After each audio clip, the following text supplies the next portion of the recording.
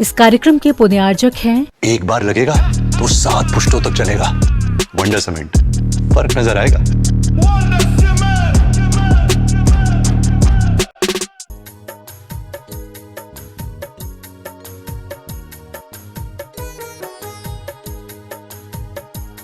सकल कलुष विध्वंसकं श्रेयसां परिवर्धकं धर्म संबंधकं भव्य जीव मन प्रतिबोधकारकमिदं शास्त्रं श्री रत्नकर्णक श्रावकाचार्य नामधेयम्।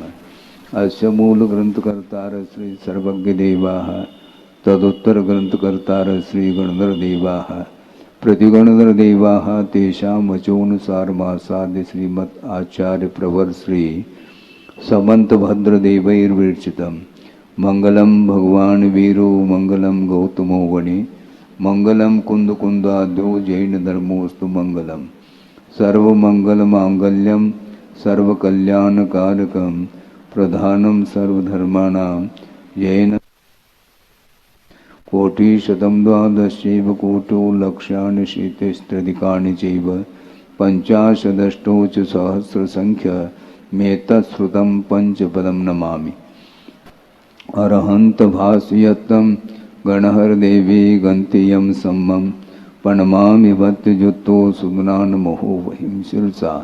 इच्छामि बन्ते सुदभक्ति कावसुगो गोदस्सालोचयम् अंगवंगपयने पावड़य परियम सुत्तपण चैव सुत्तत्तय थुइदमकायं सैनिष्कल मंचे में पूजे में वंदामि नमंसामि दुःखखौ कमखौ भोविलाओ सुगय गमनम समाय मरणम जनगुण संपत्ति होद मध्यम। अथ पौर्वाणिक स्वाध्याय वेलायाम श्रीमद् आचार्य भक्ति कायो सर्गम करोमि। श्रुत जलदिपारगेभ्य स्वपरमत विभावना पटुमतिभ्य सुचरित तपोर्णदेभ्यो नमो गुरुभ्यो गुणगुरुभ्य। छत्ते सून समग्रे पंचमे आचार करण संदर्शे शिष्यानुग्रह कुशले धम्मायिरे सदा वंदे। गुरुभक्त संजमेनय तरंत संसार सायरं घोरं चिन्नन्ते अट्टकम्मं जम्मन मरणं न पावेन्ति। ये नित्यं व्रतमन्त्रो निरुता ध्यानाग्निहोत्राकुला षट्कर्मा विरता तपोधनदना साधुक्रिया साधव शील प्रावरणा गुण प्रहरणा चंद्रार्क तेजोदिकाः मोक्षद्वार कपाट पाट नवटाः प्रीणन्तु मां साधव। गुरव पान्तुनो नित्यं ज्ञान दर्शन नायकाः चारित्राणव गंभीरा मोक्ष मार्गोपदेशकाः। इच्छामि बन्ते आयुर्भक्ति कावसुगो को दस्सालोचयम् समनान समदंसन समचर्जुत्वानं पंचव्याचाराणां आयुर्यानम आयारादि सुमनानो वदेशयानम उवज्झायानम तिरयनुगुण पालुरयानम सौसानम सैनिचकल मंचे में पूजे में वंदामि नमंसामि दुःखखौ कमखौ भूलाओ सुगय गमनम समाय मरणम जनगुण संपत्ति होद मध्यम। नमस्ते वर्धमानाय निर्धूत कलिलात्मने सालोकानां त्रिलोकानां यद्विद्या दर्पणायते।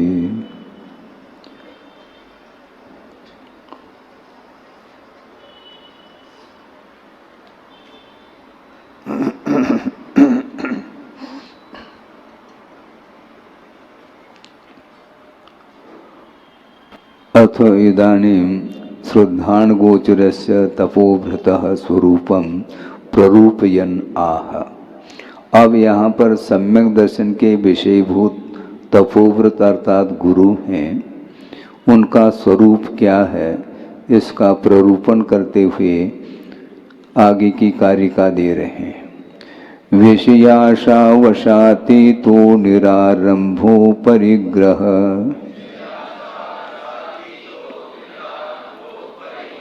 ज्ञान ध्यान तपो रक्त तपस्वी सप्रशस्यते।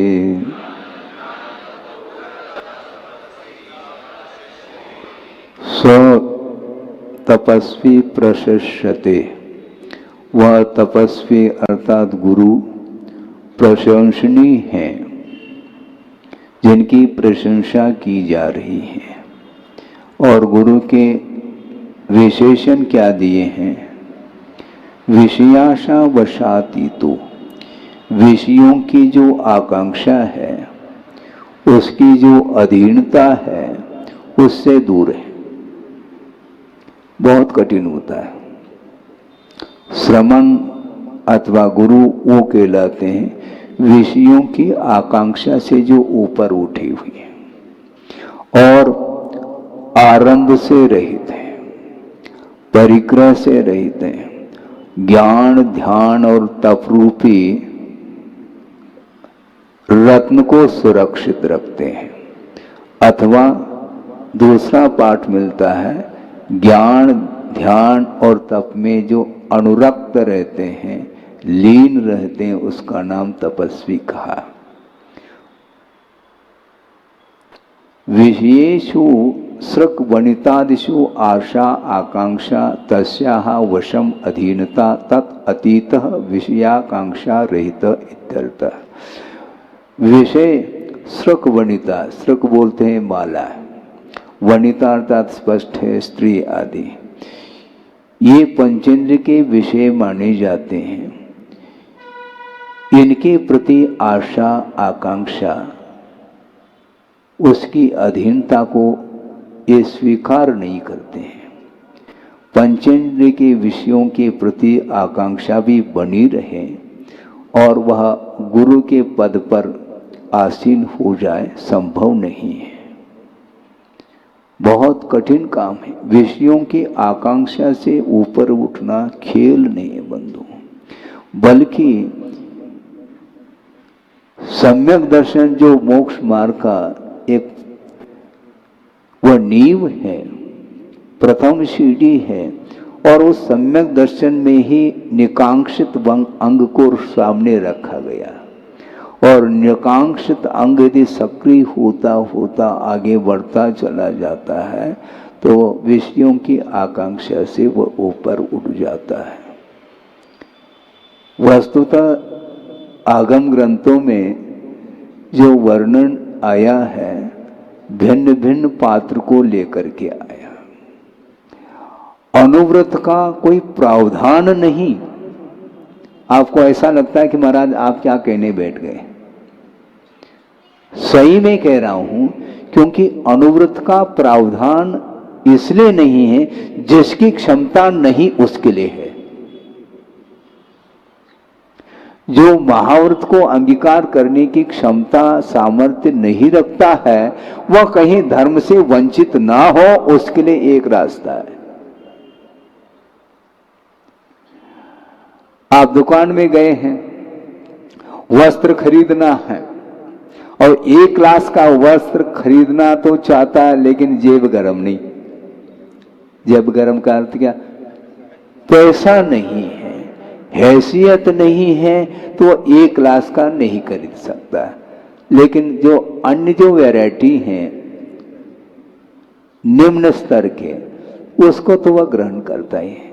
ऐसा थोड़ी कि वो दिगंबर रहेगा, संभव नहीं है। तो इस प्रकार सांसारिक क्षेत्र में बहुत सारे ऐसे पदार्थ हैं, उन पदार्थों में जिसकी जैसी क्षमता होती है उस प्रकार वस्तु को खरीदने का वह पुरुषार्थ करता है। उसी प्रकार मोक्ष मार्ग में दिगंबरत्व को प्राप्त करने की क्षमता जिसके अंदर नहीं है, भावना तो है, भावना अलग वस्तु, किंतु भावना भवनाशिनी ऐसा नहीं होता है। ध्यान रखो, पुरुषार्थ करना होता है और वह उसके काबिल नहीं है। तो ऐसी स्थिति में वह कहीं ऐसा न हो कि धर्म से च्युत न हो जाए, इसलिए अनुव्रत का भी प्रावधान रखा है। तो ऐसी स्थिति में अनुवृत्ति जो नहीं है वह अविरत सम्यक दृष्टि माना जाता है और उसके पास भी सम्यक दर्शन है। मोक्ष मार्ग के प्रति श्रद्धान उसका भी बरकरार बना हुआ है, तत्व के प्रति श्रद्धान है, रुचि है, आस्था है। इसके बावजूद भी वह ऊपर नहीं उठ रहा है। तो आचार्य कहते हैं आशा को कम से कम तो करो। विषयों की आशा की अधीनता से ऊपर उठना हर व्यक्ति के वश की बात नहीं है, तो कम से कम उस आशा को तो कम तो किया जा सकता है, परसेंटेज में उसको कम किया जा सकता है। और अविरत सम्यक दृष्टि भी आशा को कम किया है उसने। जो अनंत आशा थी उसको नियंत्रण में रखा है। अनंतानुबंधी कषाय उसको बोलते हैं अनंत संसार जिसके माध्यम से बनता है। यानी एक बार गुरुदेव ने ये कहा कि मिथ्यात्व से भी यदि कोई खतरनाक कोई वस्तु है तो अनंतानुबंधी कषाय है। क्यों? इसलिए कहा मिथ्यात्व अनंत संसार के लिए कारण है, किंतु वह मिथ्यात्व प्रकृति का बंध जो होगा वह अनंतानुबंधी कषाय के बिना उसका बंध संभव नहीं है। इसलिए पूजपा स्वामी ने भी सर्वार्थ सिद्धि में स्पष्ट किया है, मिथ्यात्वम अनंतम अंसा अनंत संसार कारणत्वात् तद अनुबंधिनः। जो मिथ्यात्व अनंत संसार के लिए कारण होने के बावजूद भी उस मिथ्यात्व प्रकृति का जो बंध है उसको बांधने वाली प्रकृति अनंतानुबंधी है। जो बांधती है वह बलवान है क्या? जो बंध रही प्रकृति वह बलवती कौन है? मुझे बताओ। मिथ्यात्व प्रकृति अपने आप बंध नहीं सकती, बंध योग्य तो है, किंतु उसको बांधने वाली प्रकृति वह अनंतानंदी क्रोधमान माया लोभाहा ऐसा तद अनुबंधन थी। उस मिथ्यात्व को बांधने वाली वह प्रकृति है। और बंध चार तरह का है, प्रकृति प्रदेश, स्थिति अनुभाग। प्रकृति प्रदेश जो बंद होता है वह योग के माध्यम से, और स्थिति अनुभाग जो पड़ता है उस कर्म में वह कषाय के थ्रू पड़ता है। इसलिए कषाय अनंतानुबंधी जो अनंत आशा का वह प्रतीक है उसको समाप्त कर दिया अविरत सम्यक दृष्टि ने, और अनंत आशा जो थी वह समाप्त हो गई, और अप्रत्याख्यानावरणीय आदि संबंधी जो आकांक्षाएं हैं उसके अंदर वह पलती रहती हैं। इसलिए विषयों की आकांक्षा उसकी आशा के वशभूत है संसारी प्राणी, और श्रवण एक ऐसे साधक हैं विषयों की आकांक्षा के वशभूत नहीं है, वो उससे ऊपर उठ चुके हैं। ये तो बहुत महाराज कठिन है। कठिन तो है, पेपर तो कठिन ही होता है। पेपर जो है ना वह कठिन ही होता है, अपने मन के अनुरूप प्रश्न नहीं होते। इसलिए प्रश्न पेपर जो निकाला जाता है वो ऊपर से निकलता है। और आंसर पेपर जिसको जांचा जाता है वह भी क्लास टीचर जांच नहीं पाएगा, क्योंकि वह पक्षपात करेगा, पक्की बात है। वह बाहर से ही।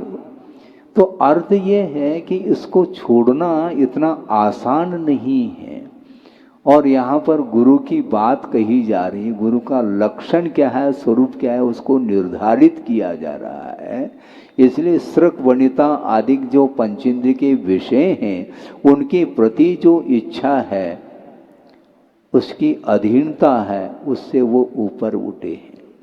लेकिन विषयों की आकांक्षा से व्यक्ति तभी उठ सकता है जो आरंभ से रहित होता है।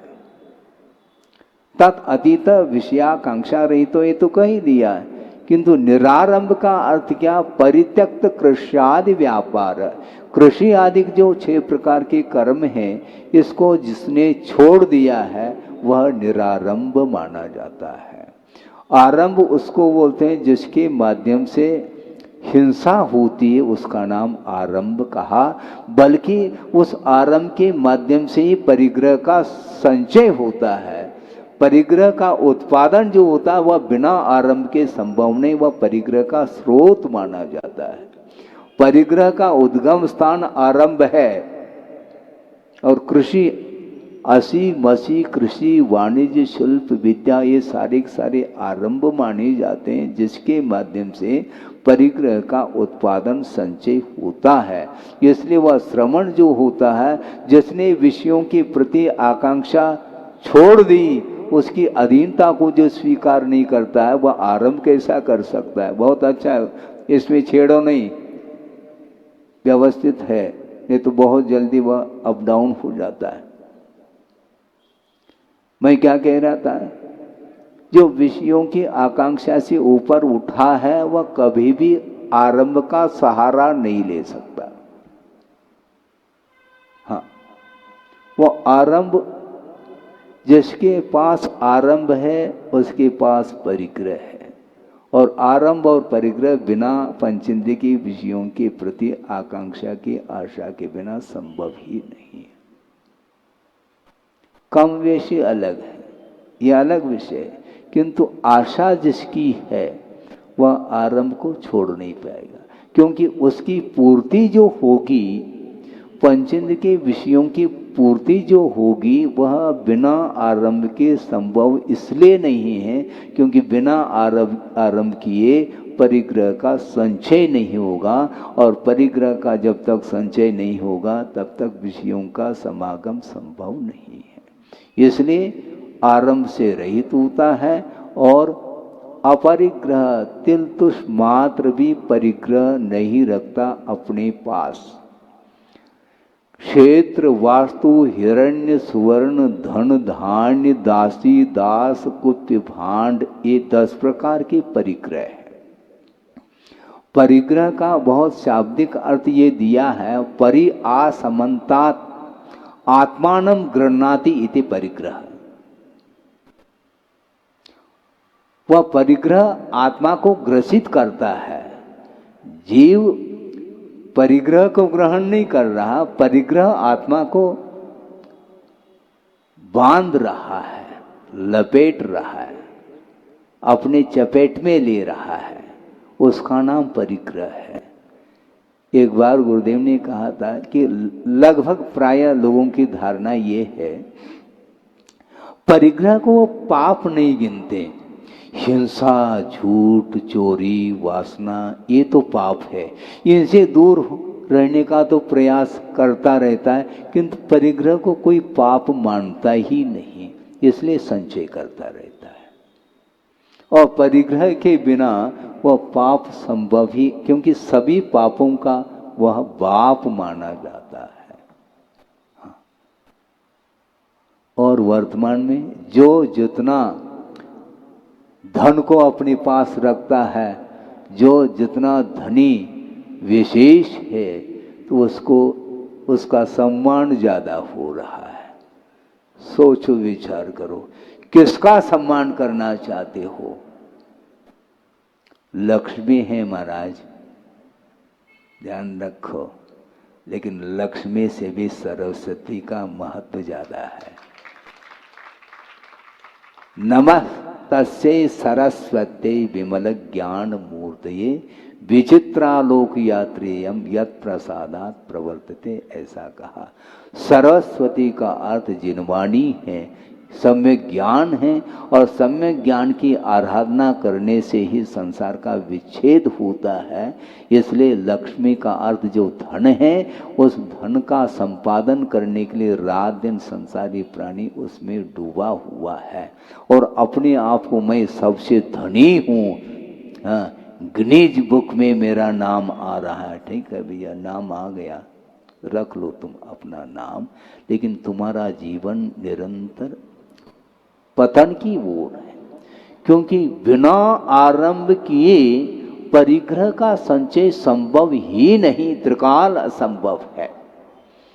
बहुत अच्छा प्रकरण आपके सामने रख रहा हूं, प्रासंगिक है क्योंकि परिग्रह का विषय चल रहा है। संसारी प्राणी का अतीत अनंत काल में अनंत बार अकाल मरण हुआ है, आप ध्यान देंगे। और अकाल मरण के लिए बहुत सारे कारण जो है आगम ग्रंथों में उल्लेखित हैं, उसमें और बोल भी लिया है। ये सब क्या है? दान का स्वरूप तो पढ़ो। अनुग्रहार्थम कहा, दूसरों के अनुग्रह के लिए, बल्कि यहां तक कहते हैं आचार्य, दान के माध्यम से केवल दूसरे के ऊपर ही उपकार नहीं होता, अपने ऊपर भी उपकार होता है। अपने ऊपर क्या उपकार होता है?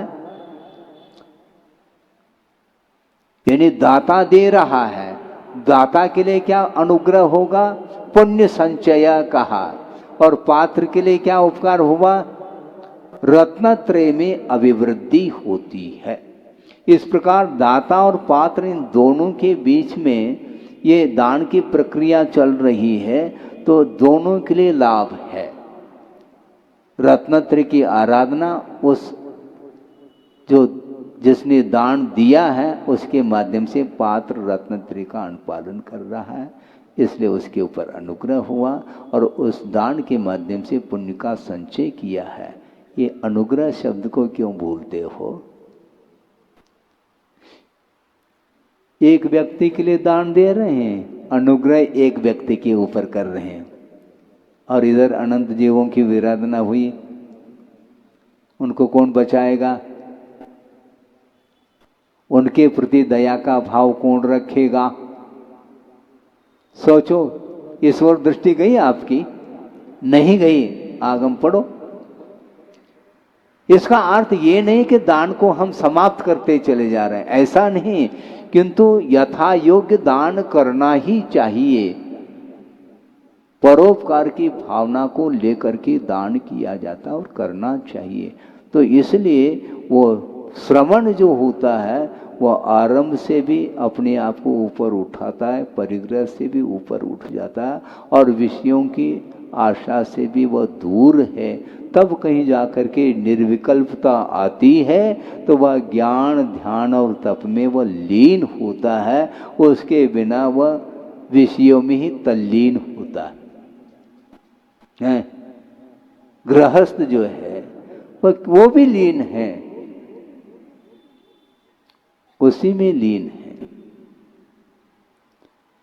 बड़ी विचित्र दशा है। विषयों की आकांक्षा के कारण ही वह आरोग्य भी उसका ठीक नहीं रह पाता है। हाँ। डायबिटीज बीमारी, शुगर की बीमारी हो गई तो क्या करता है? अपने ही हाथ से इंसुलिन और इधर मीठे में लीन होगा, और उस पवित्र सिद्ध क्षेत्र का प्रभाव उनके ऊपर पड़ा। अब कोई ये कह सकता है, मैं कह सकता हूं, उन्हीं के ऊपर क्यों प्रभाव पड़ा? और भी बहुत सारे लोग होंगे ना, तो उनके ऊपर सिद्ध क्षेत्र का प्रभाव नहीं पड़ा क्या? प्रभाव पड़ता किसके ऊपर? निमित्त के ऊपर प्रभाव जो पड़ता, निमित्त का प्रभाव उसके ऊपर पड़ता है जिसके अंदर उपादान योग्यता होती है। निरंतर पुरुषार्थ करने का भाव जिसके अंदर जागृत होता है उसी को उपादान बोलते हैं। और जब उपादान शक्ति जब बलवती होती है उस समय निमित्त सार्थक सिद्ध होते हैं। तो और उन्होंने अपने जीवन को सार्थक किया है। ज्ञान ध्यान तपो रक्त, ऐसा कहा आचार्य समुद्रभद्र स्वामी ने। तो इसलिए आचार्य महाराज ने कितने लोगों का कल्याण किया है, और उन्होंने जो कल्याण किया है स्वयं के कल्याण के माध्यम से दूसरों का कल्याण भी होता है। प्रभाव इसी को बोलते हैं। तो ऐसी स्थिति में विषयों की प्रति जो आकांक्षा है वो अनंतकालीन वह आशा अभी भी समाप्त नहीं हो पा रही। कब होगी?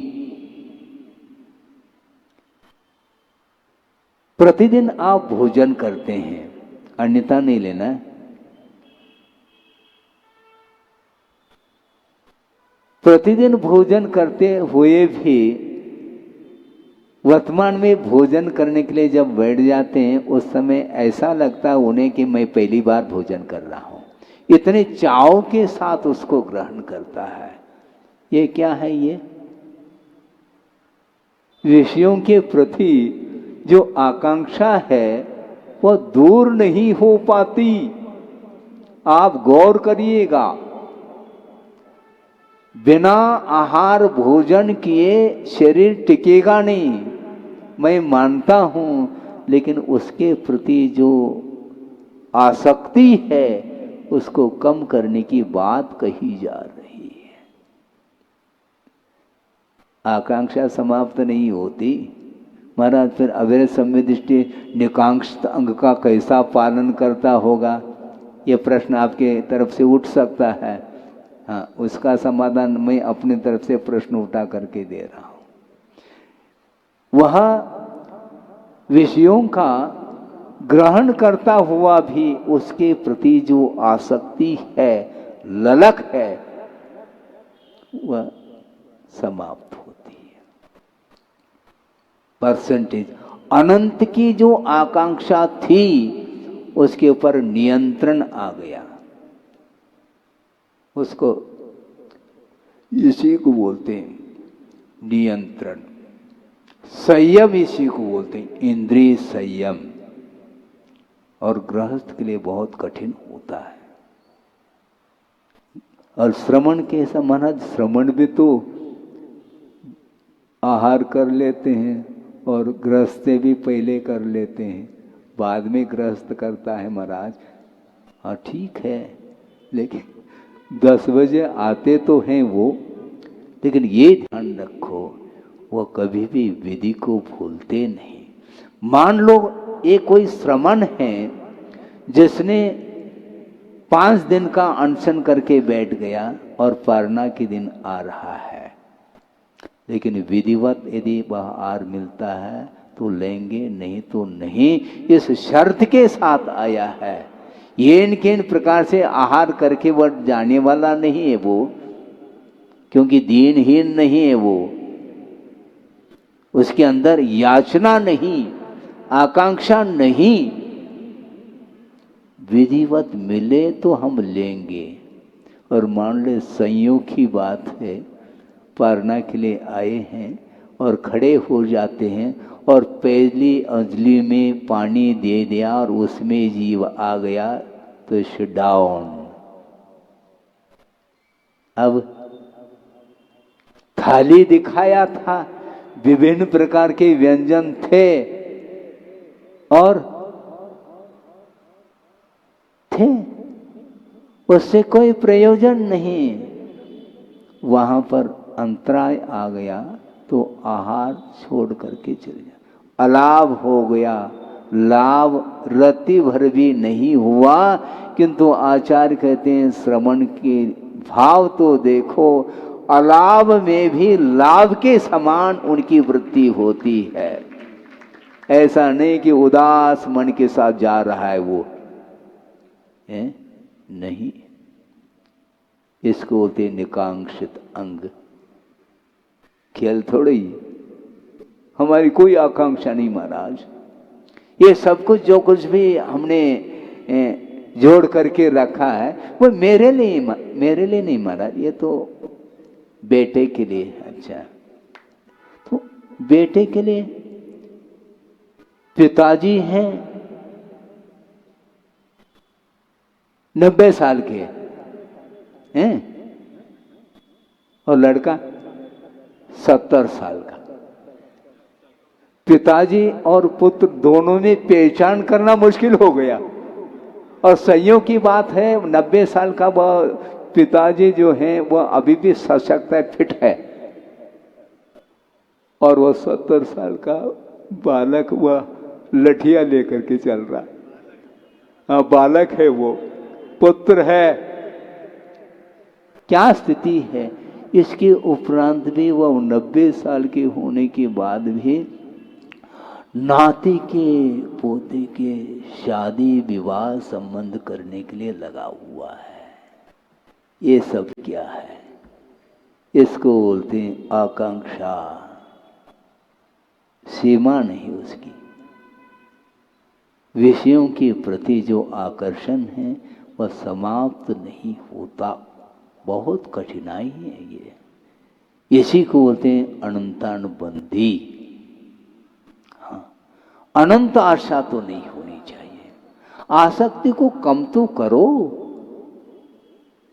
और की जो भूख है वो कभी नहीं मिटती है, और उसकी पूर्ति के लिए वो पापार्जन करता है। पाप का जो संचय करता है वो उसी की पूर्ति के लिए करता है। एक बार भोजन के लिए थोड़ा सा लेता है, लेकिन सामान 100 साल का, और पल की खबर नहीं। बस ये केवल उक्ति कहने के लिए उक्ति रह गई। सामान 100 साल का वो बोल रहा है, फिर भी पीढ़ी दर पीढ़ी तक की जो है संचय करता ही चला जाता है, करता ही चला जाता है। इसलिए आचार्य कहते हैं तुम दूसरे के लिए कमा रहे हो। कर्तव्य की दृष्टि से कुछ सहयोग देना अलग विषय, किंतु कर्तव्य बोलते किसको? जब पुत्र 70 साल का हो गया, इसके उपरांत भी उसके लिए तुम कमा रहे हो, ये गलत बात है। नाती पोते के लिए तुम करते हो। तुम कब निकलोगे फिर उस घर से? घर से तुम निकल नहीं पाओगे, निकाल दिया जाएगा, ध्यान रखो। क्योंकि अवसान होगा तो निकाल देंगे, और क्या करेंगे? कौन रखने के लिए तैयार है वहां पर? लेकिन ये बात समझ में नहीं आती है। भयंकर रूप है ये आशा, ये तृष्णा। तृष्णा न जीर्णा वैमेव जीर्णा का है। तृष्णा कभी भी मिटती नहीं, वह व्यक्ति ही मिटता चला जाता है। एक प्रसंग प्रासंगिक रख रहा हूँ उदाहरण के रूप में, क्योंकि प्रतिदिन सिद्धांत के माध्यम से कुछ विषय देते थे, तो कम से कम ये विषय याद आ गया मुझे। एक सेठ जी हैं और उसका इकलौता एक बालक है, बहुत छोटा है। और सेठ जी हैं तो कहना ही क्या, वैभव तो काफी है उसके पास। और उस बालक को एक दिन निलाया धुलाया, अच्छे वस्त्राभूषण पहना करके उसको अलंकृत किया है। अच्छे अच्छे आभूषण, गहने वगैरह, और उसको कह दिया कि बेटा कहीं बाहर नहीं जाना, यहीं पर खेलते रहो। लेकिन बालक तो बालक है। ऐसा कह करके पिताजी बाहर गए हैं किसी काम से, और वह खेलता खेलता खेलता घर से आंगन तक पहुंच गया। और आंगन तक पहुंच करके और थोड़ा सा आगे बढ़ता चला गया, और एक व्यक्ति की दृष्टि उस पर पड़ जाती है। वो कौन व्यक्ति क्या, इससे हमें कोई प्रयोजन नहीं। और उसको देखता है, अरे ये छोटा सा बालक है और ये आभरणों से अलंकृत है। अब उसके अंदर लालसा, आकांक्षा जागृत होती है, और धीरे से वह खेलता खेलता खेलता उस पड़ोसी के घर में पहुंच जाता है। तो वह व्यक्ति जिसकी लालसा जागृत हो रही है, धीरे से उस बालक को बुला लेता है, खेल बेटा यहीं पर खेल ले। और खेलता खेलता खेलता उसी घर में बस सो जाता है।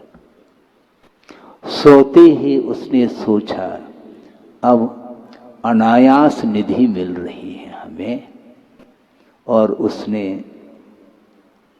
दरवाजे बंद करके उस बालक का सारे आभरण उतार दिए और उसका वध कर देता है।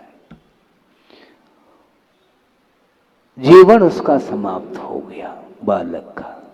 लेकिन अब ये परिग्रही तो है। अब इस मृतक को मैं कहां पर, यहीं पर यदि मान लो छिपा लूं तो समस्या खड़ी हो सकती है, मैं पकड़ में आ सकता हूं।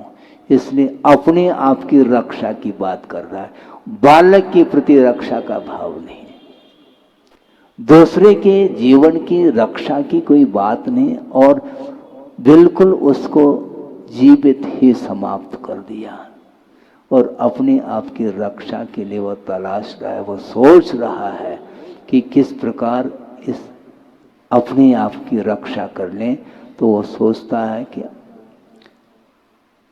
रात्रि में रात के 10-12 बजे वह उस लाश को, मृतक को लेकर के बाहर जा रहा है और बाहर गया और ठीक गांव की बाहर पहुंच गया और वहां पर एक सांड मिला। सांड बैठा था वो, और उसने सोचा ये अच्छा अवसर है, इस मृतक के जीव को, उस लाश को उस सांड के सींगों में फंसा देता है और वापस हो जाता है। सोचो, और सो जाता है, तमाम हो गया सब काम। लेकिन दूसरे दिन जब पिताजी आते हैं तो बालक तो खिलता हुआ नजर आता है, वो कहाँ गया, दिख नहीं रहा। ये कई बालक है, वो ढूंढता, कोना कोना ढूंढ रहा है, कोई अता पता नहीं है। सारे घर के परिवार के लोग जो है ना शोक मग्न हो गए, अब क्या करें। और ढूंढते ढूंढते ढूंढते वह उनकी पिताजी बाहर निकल गए और गांव के बाहर तक पहुंच गए और वहां पर वह सांड बैठा हुआ मिला, जिसके सींग में वह बालक मृतक फंसा हुआ है। उसको देख करके इतना क्रोध से, क्रोधाग्नि ऐसे उद्दीप्त होती है, उसने उस सांड को, उसकी पिटाई करना प्रारंभ कर दी। और वह सांड सोच रहा है अब मैं क्या करूं। अब सत्य को सामने लाना है, क्योंकि वह निरपराध है, मूक पशु है और उसकी पिटाई हो रही है। उसने सोचा अब कोई ऐसी तरकीब जिसके माध्यम से सत्य सामने आना चाहिए, और उसकी दृष्टि गई एक साइड की ओर और एक लोहार की भट्टी जल रही थी। वहां पर लोहे को गर्म किया जा रहा था और लाल लाल सुर्ख हो गया था वो लोहा, और वह सांड उठ कर के दौड़ लगाया और अपने मुख से उस लोहे को अपने मुख में ले लिया। और सारी जनता देख रही है, अरे विस्मय के साथ, मुख में वो लोहा ले लिया उस सांड ने, फिर भी मुख जल नहीं रहा है। इसका अर्थ ये सत्य है, इसने उस बालक को नहीं मारा। कोई मारने वाला कोई अलग व्यक्ति है, उसकी जांच की गई, पुलिस के माध्यम से रिपोर्ट करके वह व्यक्ति पकड़ में आ गया और वह अरेस्ट हो गया। समझ में आ गई? इतनी कहानी है। सोचो, विचार करो। इसको बोलते हैं परिग्रह। अकाल मरण इसलिए होता है। आ गया? ये परिग्रह के द्वारा, परिग्रह संचय करता है, कर लो। अर्थ पुरुषार्थ करते तो काम हो जाता है, लेकिन वो आशा और रुकती नहीं, और बैठे बैठे बिना पुरुषार्थ के अनायास वह धन मिल रहा है। इसलिए उस धन के लोभ में आकर के वो हिंसा कर दी, बालक को समाप्त कर दिया। लेकिन एक दिन नहीं हो पाया, उस स्वयं को भी मृत्यु के मुख में जाना पड़ा। ये किसके कारण होता है? परिग्रह महान पाप माना जाता है। परिग्रह के माध्यम से 5 पाप होते हैं। हिंसा यदि होती है परिग्रह के बिना नहीं। तिल तुस मात्र भी परिग्रह नहीं रखने वाला वह हिंसक कैसा हो सकता है? नहीं हो सकता। इसलिए विषयों की आकांक्षा से जो ऊपर उठता है वही व्यक्ति अपना आत्म कल्याण कर सकता है। बंधुओं, एक कारिका के माध्यम से आपके सामने विषय रखा गया। श्रवण का स्वरूप क्या है? विषयों की आकांक्षा की अधीनता से ऊपर उठा हुआ है आरंभ से रहित है और बाहरी 10 प्रकार की परिग्रह और भीतरी 14 प्रकार की परिग्रह से जो ऊपर उठ जाता है वही श्रमण माना जाता है। उसके बिना ज्ञान ध्यान और तप में लीन होना संभव ही नहीं। इसलिए इस प्रकार की तपस्वी व प्रशंसनीय है, ऐसा आचार्य समंतभद्र स्वामी ने गुरु का स्वरूप निर्धारित किया है। इस प्रकार का यदि वह गुरु होता है वही तपस्वी माना जाता है। उसके शरण में जाने से ही सम्यक की उत्पत्ति होती है। सम्यक दर्शन के लिए विषयभूत सामग्री क्या है? तो परमार्थ भूत देव शास्त्र और गुरु हैं। इनके आलम्बन से ही वह आस्था जागृत होती है। संसार को अंत करने की क्षमता सम्यक दर्शन में है और इस प्रकार देव शास्त्र गुरु के प्रति आस्था जागृत होने के कारण सम्यक की उत्पत्ति होती है और उसके माध्यम से संसार का वह विच्छेद करने के लिए कटिबद्ध होता है। तो इसलिए आगम ग्रंथों को पढ़ करके आप लोगों को चाहिए कि आशा को आज से कम करने का पुरुषार्थ कराओ। ये अनंत आशा आपको समाप्त कर देगी एक दिन। पूर्णतः आशा से ऊपर नहीं उठ सकते, किंतु निकांक्षित अंग का पालन कैसे करेंगे आप मुझे बताओ। आप कैसे करेंगे? जितना आवश्यक है उतना ले लिया और उसी में से दान करो। क्या कहा? क्योंकि अनंत जीवों की विराधना करके दान की प्रक्रिया बनती नहीं। ये आगम का उल्लेख है, मैं अपनी तरफ से थोड़ी बोल रहा हूं। क्योंकि अनुग्रहार्थम स्वस्य अतिसर्ग दानम कहा। अपने से भिन्न जितने भी जीव हैं, चाहे वह त्रस हो चाहे स्थावर हो, उनकी विराधना से बचना चाहिए। उनके प्रति अनुग्रह का जो भाव है वही दान है।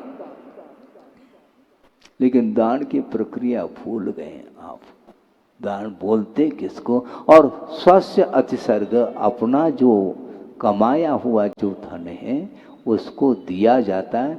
दूसरे के धन को देने का नाम धन नहीं कहा। इसलिए आपको चाहिए आहार दान भी स्वयं का दे दो, दूसरे के चौके में जाकर के नहीं। कम से कम एक दिन तो पालन करो। नहीं होता महाराज, तो पालन नहीं होता तो तुम जानो। हाँ, बिल्कुल विधिवत आहार की प्रक्रिया होनी चाहिए। जब आगम में दाता और पात्र का जो स्वरूप निर्धारित किया है, विधि द्रव्य दात्री पात्र विशेषा तद विशेष। विधि विशेष, द्रव्य विशेष, दात्री विशेष और पात्र विशेष के माध्यम से तद विशेष अर्थात दान में विशेषता आती है। देने मात्र से वह दान नहीं होता, ये ध्यान रखो। यदि उपजाऊ जमीन नहीं है, उपजाऊ जमीन नहीं है तो वहां पर आप बीज का वपन करेंगे तो वह फलेगा नहीं जितना फलना चाहिए। उसी प्रकार देने मात्र से दान का फल नहीं मिलता। विधिवत यदि देते हैं तो उसके माध्यम से पुण्य का साथ से पुण्य का संचय होता है। मात्र पुण्य का संचय नहीं किंतु पाप कर्म की निर्जना, उसका क्षय भी देखने को मिलता है। इसलिए आगम के अनुरूप वस्तु तत्व का स्वरूप जान करके अपने आप के ऊपर भी दया करो। हैं, अपने प्राणों की रक्षा करने का नाम भी अहिंसा है। हैं, हम अपने प्राणों की तो रक्षा करते हैं और दूसरे के प्राणों को स्वाहा कर देते हैं। ये गलत बात है, ऐसा नहीं। परस्परो उपग्रहो जीवानाम कहा है। इसलिए एक दूसरे के प्रति अनुकंपा करुणा दया का भाव रखते हुए हम यदि देव शास्त्र गुरु की उपासना करते हैं तो एक दिन अपने जीवन में भी तप को अंगीकार करने के लिए अथवा श्रमण बनने के लिए अवसर प्राप्त हो सकता है। हो इस पवित्र भावना के साथ बोधि समाधि परिणाम शुद्धि स्वात्मोपलब्धि शिव शोक सिद्धि चिंतामणिम चिंतित वस्तुदाने त्वां वंद मानस्य ममास्तु देव। परम पूजाचार्य गुरुवर श्री विद्यासागर जी मुनि महाराज की जय। सौभाग्य आपको प्रातःकालीन बेला 7 बजे से यहाँ पर प्रारंभ होगा। जिनको भी हमने एक विशेष व्यवस्था बनाई है कल के लिए, सभी लोग यहाँ पूजन करेंगे, निर्वाण लाडू भी चढ़ाएंगे। एक छोटी सी व्यवस्था, विशेष निर्वाण लाडू के लिए हमने एक राशि निश्चित करी है। आदित्य भाई नीचे पहुंच जाएंगे अब थोड़ा शीघ्र से। मात्र 23,000 रुपये की राशि में जिन जिन के भाव बनेंगे वो एक एक निर्वाण लाडू, विशेष निर्वाण लाडू चढ़ाने का सौभाग्य, बाकी 5 निर्वाण लाडू का हम चयन उसी समय निश्चित करेंगे। जिनके भाव बन रहे हैं, हमारे आदित्य भाई नीचे हैं, आप अपने परिवार के नाम वहाँ पर, हाँ वो लिखे हुआ, आप लोग बैठ जाइए सामने वाले भैया, बैठ जाइए, है ना, कोई खड़ा नहीं रहे। 23,000 रुपये के नाम जितने भी देना चाहते हैं वो दें। आज पूज्य आनंद सागर जी महाराज जी का 22वां मुनि दीक्षा दिवस है और आज 22वें भगवान श्री नेमिनाथ स्वामी का जन्म और तप कल्याण का भी पावन अवसर है। कल जिन्होंने अपनी ओर से कलशों की राशियों की घोषणा करी थी, अगर वो उपस्थित हों तो गुरुदेव के चरणों में श्रीफल समर्पित करने के लिए आएंगे। अलका जी, कृति जी, पराग जी, पोरस, रीवा जी 1,11,000 रुपये की भावना के साथ में जुड़ रहे हैं। एलसी जैन, शोभा जैन, नेहरू नगर 1,11,000 रुपये की भावना के साथ कलश से जुड़ रहे हैं। सुनीता जी, परिधि जी, संजल जी परिवार 1,11,000 रुपये की भावना के साथ जुड़ रहे हैं।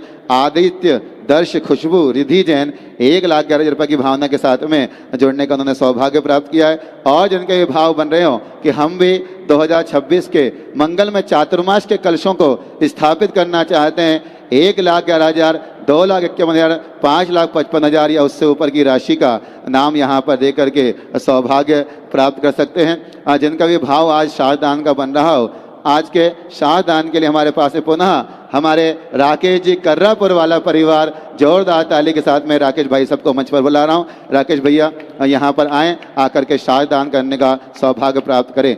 और जिनका भी भाव बन रहा है, छोटी सी राशि मात्र 51,000 रुपये की राशि में शारदान करने का सौभाग्य वो अपने परिवार के साथ में प्राप्त कर सकते हैं। राकेश भैया ऊपर पहुंचेंगे और हम सभी लोग गुरुदेव की मंगल पूजन से जुड़ने का सौभाग्य।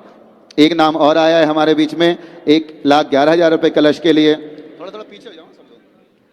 किरण जी, लता जी, राजेश जी, प्रिंस परिवार, राजकिरण, रॉकी, शिल्पा, रश्मि अहमदाबाद गुजरात से उन्होंने 1,11,000 रुपये कलश की घोषणा करी है। जोरदार ताली बजा करके उनके दान के अनुमोदना। साथ में एक नाम पुनः राकेश जी का कल के निर्वाण लाड। भैया सारे लोगों के पास नीचे चले जाओ आदित्य भाई, और कल से 23,000 कलशों के नाम। चलिए आइएगा, प्रारंभ करते हैं। हो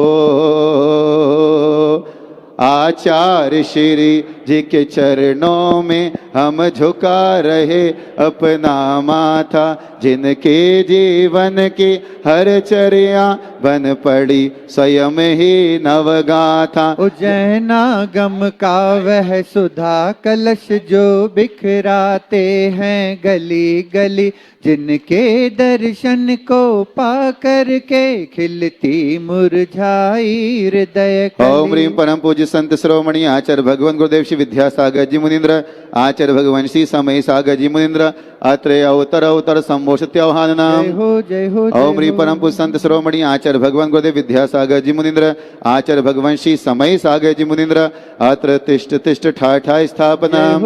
ओम ह्रीं परम पूज्य संत शिरोमणि आचार्य भगवान गुरुदेव विद्यासागर जी मुनीन्द्र, आचार्य भगवान श्री समय सागर जी मुनीन्द्र, अत्र मम सन्निहितो भव भव वषट सन्निधिकरणम परिपुष्पांजलि। आज मंच खाली है, व्यवस्थित है। मंदाकिनी समाज के लिए एक बार जोरदार तालियां अनुशासन के साथ में कर, और दोनों हाथों खोल के। संसारिक विषयों में पढ़कर मैंने अपने को भरमाया, इस राग देश की वैतरणी से अब तक पार नहीं पाया। तब विद्या सिंधु के जल कण से भव कालुष धोने आया हूँ, आना जाना मिट जाए मेरा यह बंध काटने आया हूँ। एक साथ स्वाहा बोलेंगे। ओम ह्रीं परम पूज्य संत शिरोमणि आचार्य भगवान गुरुदेव श्री विद्यासागर जी मुनीन्द्राय, आचार्य भगवान श्री समय सागर जी मुनीन्द्राय, जन्म जरा मृत्यु रोग विनाशनाय जलम द्रव पामती।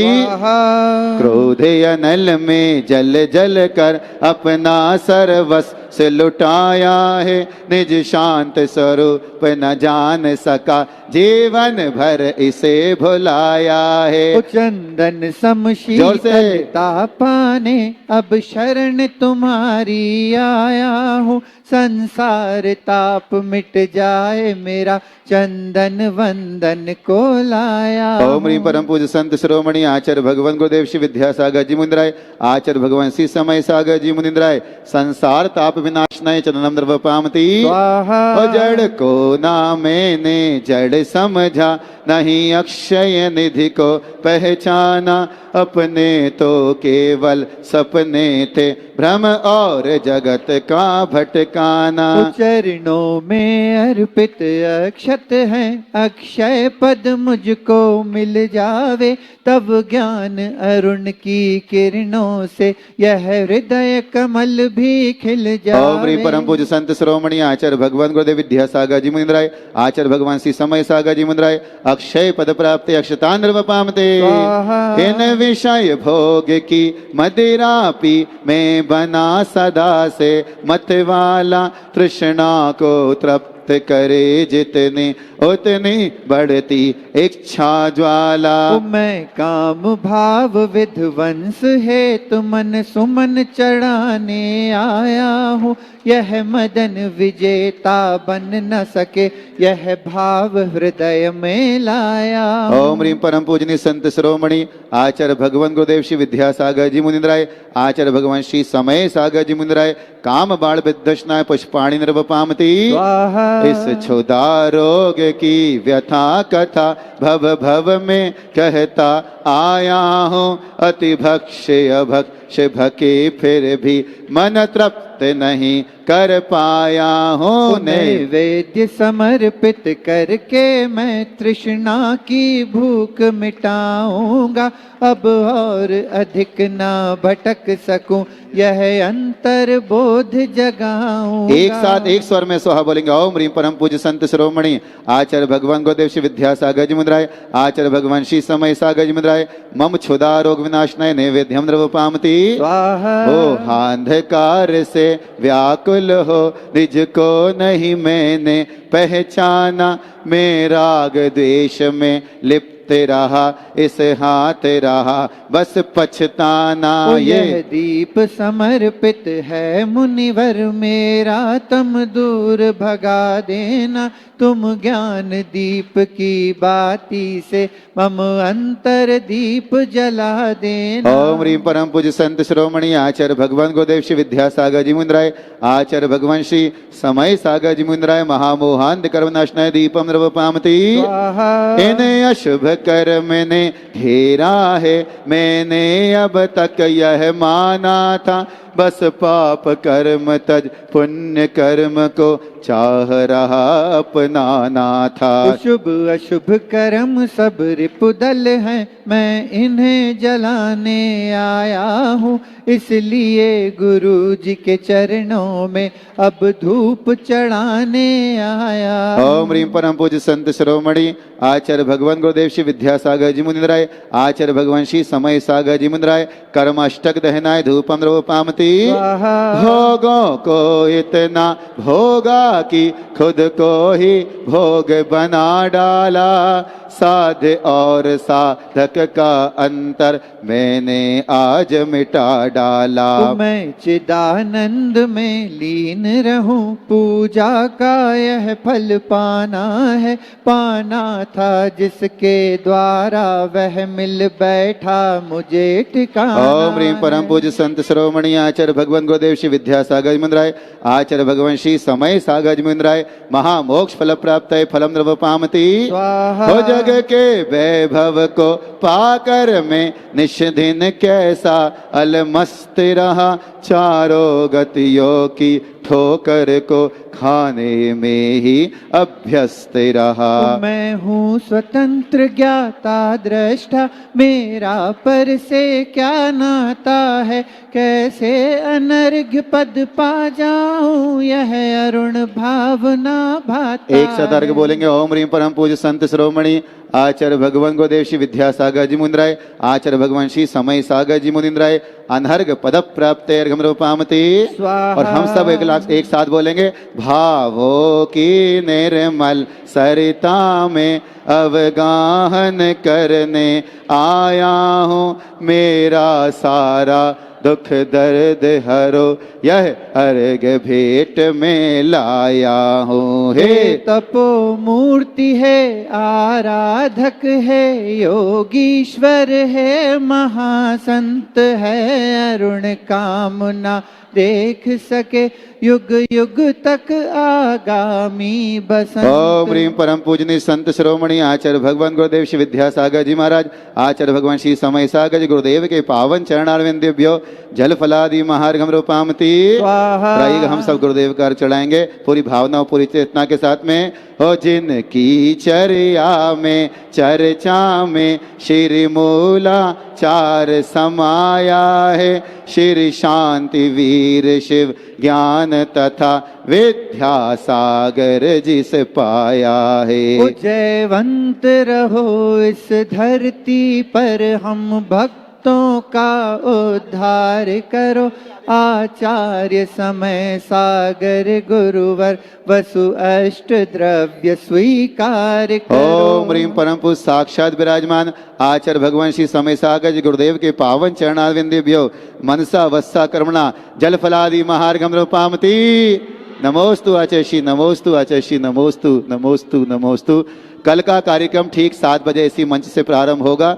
सभी लोग इस कार्यक्रम के पुण्यार्जक थे घर की लंबी इनिंग चाहिए, वंडर सीमेंट लगाइए।